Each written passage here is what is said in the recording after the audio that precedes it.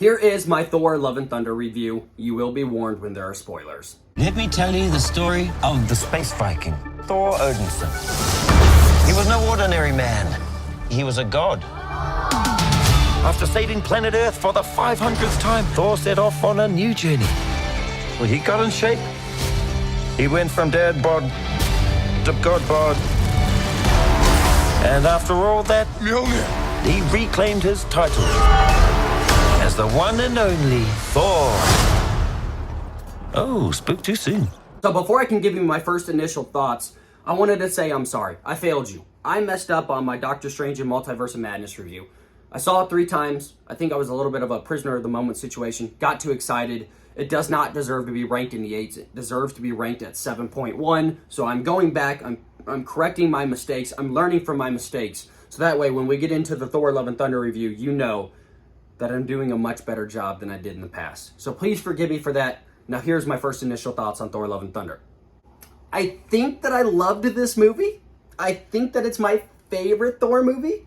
I know that's going to be a very unpopular opinion because this movie is getting destroyed all over the place. For what reason, I don't really understand.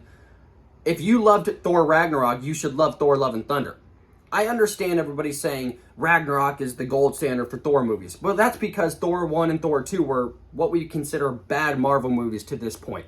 And Thor Ragnarok was such a breath of fresh air that everybody latched onto it saying, this is the Thor movies that we want. So Taika Waititi just doubled down on everything that was great in Ragnarok and did it in Thor Love and Thunder. Now, I think he turned up the humor a little too much, but you got a much better villain, in my personal opinion, in Gore the God Butcher in this movie. You got a lot more fun action, a lot more great character interactions, a lot more good character growth in Thor Love and Thunder than you did in Thor Ragnarok. So while Ragnarok was a breath of fresh air, Thor Love and Thunder should be the new air that you're breathing. I just don't understand how people can love Ragnarok and absolutely hate this movie. I believe they go hand in hand. They're both Taika Waititi films, and I think Thor Love and Thunder was a little bit stronger in some areas than Thor Ragnarok, although I love both films very much. So my initial thoughts is I love this movie. 8.6 on the scale for me personally. Thought the story was a lot of fun, great action, good humor, loved the characters, visual effects, and the artistry and the music was top 5 Marvel movies of all time. If we're just looking at the visual aspects of it, we're looking at the cinematography, we're looking at the music. For me, it's right up there with Guardians of the Galaxy 1 with the soundtrack and the visuals. Absolutely love that part of it. So there you go. That's my spoiler-free 8.6 Thor Love and Thunder. All right, now let's talk a little bit about spoilers. Gore the God Butcher was a menace, and I love the fact that we started off with great character motivation for him. You see so often in these Marvel movies, they don't let you understand the villain to a point where you could sympathize with them. That's what made Thanos so powerful, is you kind of sympathized with him. Minus the murder and genocide, you're kind of like, I'm kind of on Thanos' side on a lot of these issues. And that's what they did so well with this movie, is they established great character motivation, and they established a way where you kind of felt for the villain powerfully from the beginning. Like, Gore the God Butcher's in a desert with his daughter. His daughter dies in his arms. He sees the god of life and you know, nature and water and all that fun stuff. And he's just sitting in his own little, you know, piece of paradise in the middle of the desert, you know, eating and drinking. And Gore the God Butcher goes to him and says, yo, I've been praying for you. I've been waiting for you. Why did you let my daughter die? And the god's like, well, I don't care. Like, I'm not here to do all that. I'm here to just enjoy my life. And so then the Necro Sword chooses Gore as his new host, and he butchers his first god. That's how we started off the film. You understood his motivation. The guy that he had been praying to literally looked at him and said, screw you. It's not my job to protect you. And that's when you're like, whoa, great, great, great character motivation from the beginning. And Gore the God Butcher was an absolute menace. He was beautiful. Christian Bale did an incredible job. He was menacing. He was terrifying. He's a little bit psychotic, which is what the Necro Sword would have done to him. And I thought, like, his overall presence, he didn't feel small compared to Thor. That's what a lot of people's worries were, is that he would feel miniature size compared to, you know, the last villain we saw Thor fight, which was Thanos. And I thought he held his presence on screen very well. He was in a really great part of this movie. All right, now let's talk about Jane Foster's character, because Jane Foster might have stole the show in this movie. Natalie Portman did a great job returning to the role of Jane Foster and embracing Mjolnir as Mighty Thor. Ladies, if you're out there wanting a strong, badass character in the MCU, this was it. Mighty Thor was not only a blast to watch, but she was intimidating. She was a badass. She made Thor look small in some of the scenes that they were in, which I thought Taika Waititi did a great job of just showing how powerful that she was, because she is insane in the comic books. But I also love the fact that although they showed that she was strong and powerful, they didn't shy away from her origin story. They didn't shy away from the fact that she's dying of cancer, and Mjolnir can't save her, but it can prolong her life just a little bit. And so she literally has to be Thor, Mighty Thor at all times, or she literally will die.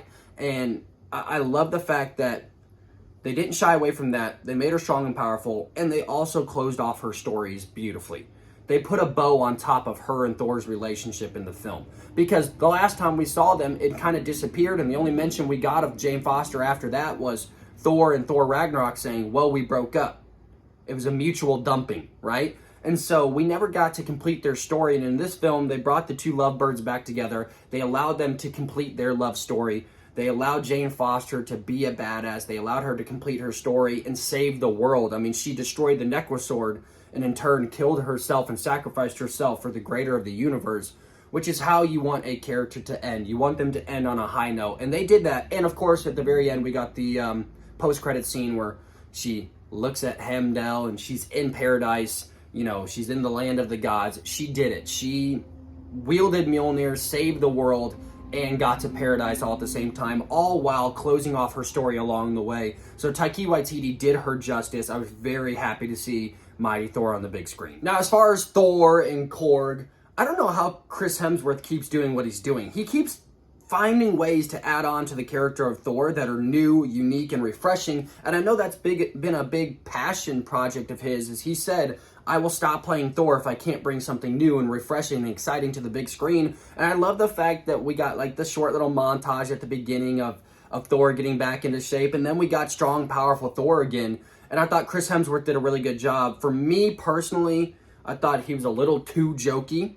A lot of people want the dark, grimacing, depressing Thor from the Infinity Saga. I don't think so. I don't think that Thor plays well in a long featured film. I think Ragnarok Thor was perfect, where there are some serious moments, but he's also jokey and witty and funny. This one, I think they still did a good job of balancing witty with a little bit of more serious and stronger character development. But what bothered me a little bit is it seemed like in some of the darker moments, Thor's just whipping out jokes. Like Gore the God Butcher says, call the axe, when he has them all trapped and tied up, and Thor goes, call the dentist. That's the moment where I'm just like, hey, how about we axe that away? Like, those are the small little nitpick details that I was just like, some of that humor stuff needs to fall by the wayside, but it's not as overly jokey as a lot of people are saying out on the internet. I thought there was plenty of scenes of Thor being serious and letting the dramatic tension stay there. It just seemed like there were some areas where they forced a joke that they should have just cut out of the movie because it would have been a lot stronger without it. But as a whole, Thor's constantly growing and changing before our very eyes on the big screen, and Chris Hemsworth is doing a really good job keeping Thor fresh. Then, of course, Korg is Korg. Korg is that side character. I'm surprised he won't end up at my arm with all the other little side characters, but Korg is that side character that, you know, just kind of steals every scene that he's in. He's always a fun little one-liner in the background, and it is really fun seeing Thor and Korg back at it again. I really loved the gods being portrayed in this. I like the fact that Zeus was, you know, just this arrogant jackass, and then we got a menacing Zeus at the very end in the post-credit scene when Hercules showed up. And I've been calling Hercules showing up in Thor Love and Thunder well before a lot of people even thought of the idea, because Hercules and Thor have a long history in the comic books, and I've been waiting for him to show up. And of course, they did it at the very end in the post-credit scene. But overall, I thought I thought the movie was great. I really enjoyed it. I enjoyed the different scenery. I thought the cinematography and the music were right up there with top 5 Marvel movies of all time.